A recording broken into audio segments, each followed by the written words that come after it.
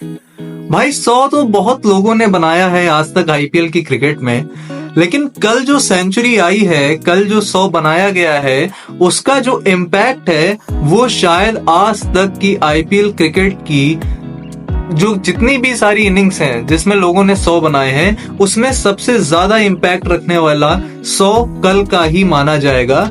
ऐसा इसलिए नहीं है क्योंकि वो सेंचुरी चेजिंग कॉज में आई, ऐसा सिर्फ इसलिए भी नहीं है क्योंकि वो सेंचुरी हमारे इंडियन बैटर ने बनाई, ऐसा सिर्फ इसलिए भी नहीं है क्योंकि वो सेंचुरी एक 14 साल के बच्चे ने बनाई है।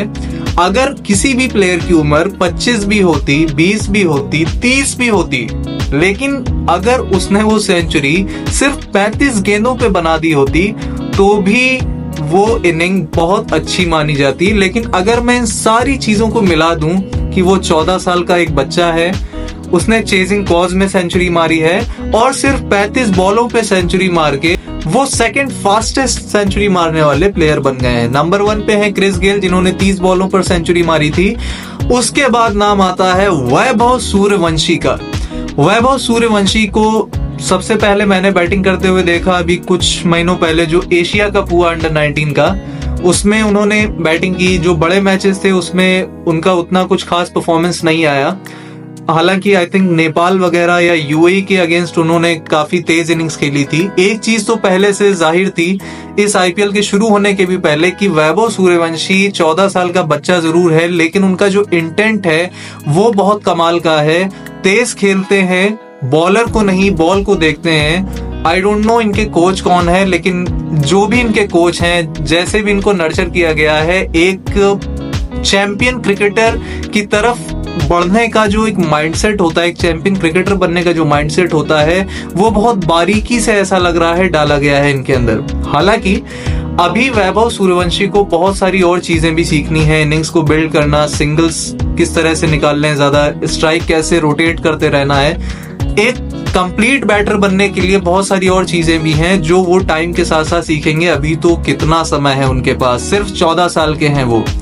ये जो सेंचुरी आई है चेजिंग कॉज में आई, जैसा कि मैंने आपको बताया, लेकिन सबसे बड़ी चीज इसमें ये थी, जो सबसे नोट करने वाली बात है कि ऐसा मतलब क्या है कि जो एक 14 साल के बच्चे को 11 छक्के मारने की एबिलिटी देता है।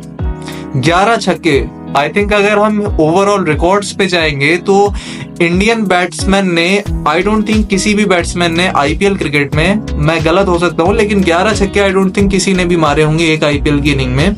11 छक्के एक 14 साल का बच्चा कैसे मार सकता है? इसकी जो अभी मैं देखते हुए जो मुझे सबसे बड़ी वजह लगती है, सबसे पहला रीजन है कि उनका जो बिल्ट है, जो उनका फिजिक है, जो बिल्ट है, ही इज स्ट्रांगली बिल्ट। उनका जो बिल्ट है वो बहुत स्ट्रांग लगता है मुझे देखने में।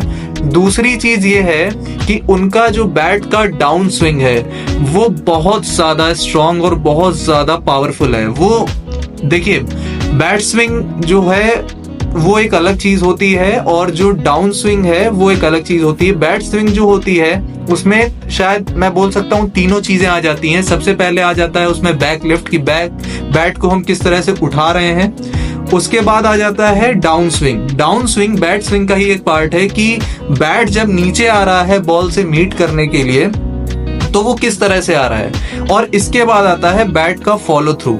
फॉलो थ्रू भी उनका जो है वो ठीक है, लेकिन जो सबसे मेन इन तीनों में उनका जो सबसे स्ट्रॉन्ग पॉइंट है वो है उनके बैट का डाउन स्विंग। वो जिस पावर के साथ में नीचे आता है बैट, जो मीट करता है बॉल को, वहां से मेन पावर उनका जनरेट होता है। बहुत हार्ड हिट मारते हैं, बहुत ताकत से, बहुत तेजी से हिट करना चाहते हैं। अभी जब बॉलर्स इन पे वर्क करेंगे, जल्दी आउट करना चाहेंगी बाकी टीमें आने वाले मैचों में, तो शायद हमें देखने को मिले कि स्लोअर बॉल्स पे उनको ज्यादातर डिसीव किया जाए।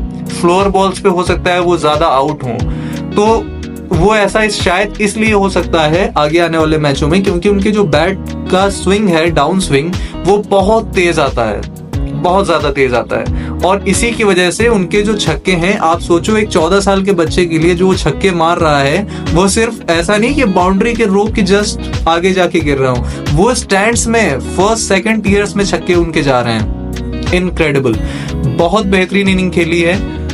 कहीं ना कहीं राजस्थान रॉयल्स इस पूरे सीजन में अच्छी क्रिकेट नहीं खेल पाए, मैचेस को फिनिश नहीं कर पाए। अभी अगर उनको प्लेऑफ में जाना है, प्लेऑफ की अगर हम बात करें तो उनको कहीं ना कहीं अपने सारे मैचेस जीतने होंगे, जो कि बहुत डिफिकल्ट है, बट इट्स नॉट इम्पॉसिबल, जो कि हमने आरसीबी की तरफ से देखा था लास्ट ईयर। इसके अलावा अगर मैं मैच में और ओवरऑल बात करता हूं तो शुभमन गिल ने एक डिसेंट इनिंग खेली, जॉस बटलर ने उसके बाद एक अच्छा फिनिश दिया। और कहीं ना कहीं एक चीज जब मैं देख रहा था, गुजरात की बॉलिंग जब आई, जब राजस्थान की बैटिंग स्टार्ट हुई, सिराज को मार पड़ गई पहले ओवर में, मोहम्मद सिराज को। उसके बाद ईशांत शर्मा आए, कैच छूट गया जॉस बटलर से, यशस्वी जायसवाल का, नॉट टू फॉरगेट, इतनी बेहतरीन इनिंग। अब मैं जो इम्पैक्ट की बात कर रहा था, आप देखो, यशस्वी जायसवाल ने 40 बॉलों पर 70 रन बनाए हैं, बट यशस्वी जायसवाल की इनिंग्स एकदम मतलब छिप गई है जो कल हुआ है उसकी वजह से। यशस्वी जायसवाल एक सीनियर प्रो की तरह गाइड कर रहे थे, क्योंकि सामने एक 14 साल का बच्चा टेस्ट क्रिकेट खेलने वाले बॉलर्स को हर जगह मार रहा था। Beauty of IPL. सो जब राजस्थान की बैटिंग स्टार्ट होती है, ईशांत शर्मा को मार पड़ जाती है, कैच छूट जाता है जायसवाल का, उसके बाद में जो first change I think bowling आती है, जो बॉलर आते हैं वो आते हैं वाशिंगटन सुंदर। शुभमन गिल नहीं थे ग्राउंड पे, राशिद खान कैप्टनसी कर रहे थे वहां पे। चलो उतना भी ठीक था मेरे हिसाब से कि 2 लेफ्ट हैंडर थे, तो राशिद खान ने एक ऑफ स्पिनर को इंट्रोड्यूस कराया, बट उसके बाद मुझे ऐसा लगता है कि पावर प्ले का एक ओवर राशिद खान को जरूर करना चाहिए था।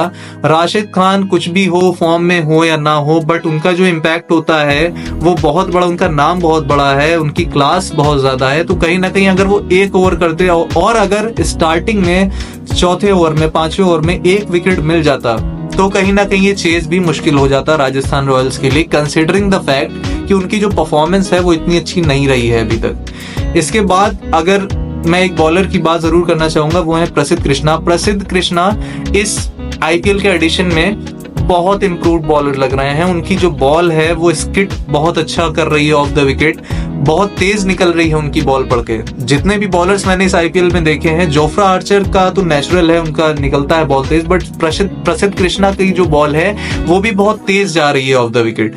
यॉर्कर्स भी वो मार रहे हैं, वेरिएशन भी अच्छा कर रहे हैं। मुझे ऐसा लगता है कि उन्होंने बहुत ज्यादा इंप्रूव किया है।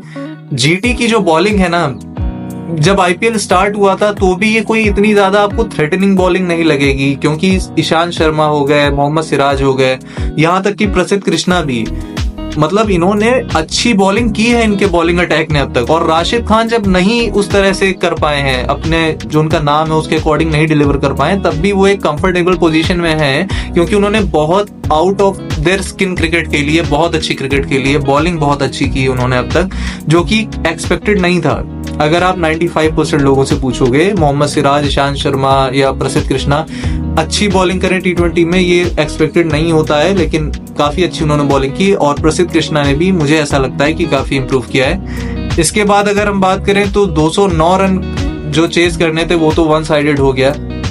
रियान पराग ने भी आके कैमियो खेला छोटा सा और उन्होंने मैच को फिनिश कर दिया।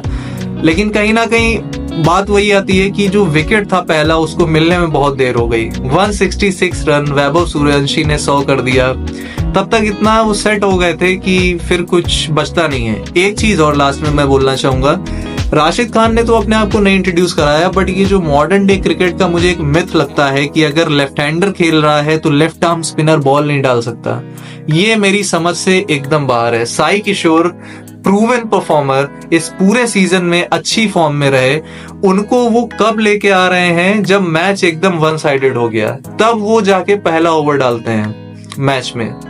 ये बहुत बड़ा ब्लंडर है मेरे हिसाब से। डजंट मैटर दो लेफ्ट हैंडर खेल रहे हैं, he is a really good bowler. Sai Kishore prove किया है उन्होंने इस पूरे आईपीएल में।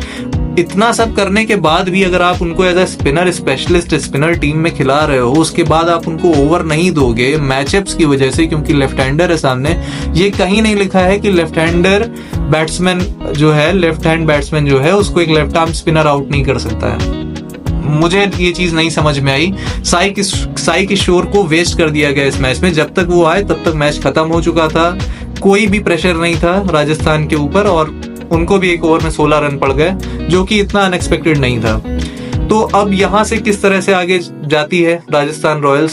सीजन में इतना ज्यादा चांस नहीं है प्लेऑफ्स के लिए, लेकिन वैभव सूर्यवंशी देखने में मजा आएगा उनको आगे कि किस तरह से वो टैकल करते हैं जो अब चैलेंजेस आएंगे आगे, क्योंकि चैलेंज बहुत बड़े बड़े आने वाले हैं। अभी तो सिर्फ 14 साल के हैं, एक इनिंग हुई है, बहुत बेहतरीन 100 मारा है, लेकिन अब यहाँ से देखना है कि राइज किस तरह से और ज्यादा होता है और किस तरह से अपने आप को मेंटेन करते हैं। बहुत सारे डिस्ट्रैक्शंस भी आने वाले हैं, तो देखना पड़ेगा कि किस तरह से वो हैंडल करते हैं, कैसे उनको गाइडेंस मिलती है, कैसी उनको मेंटरशिप उनकी किस तरह की होती है, देखना इंटरेस्टिंग होगा।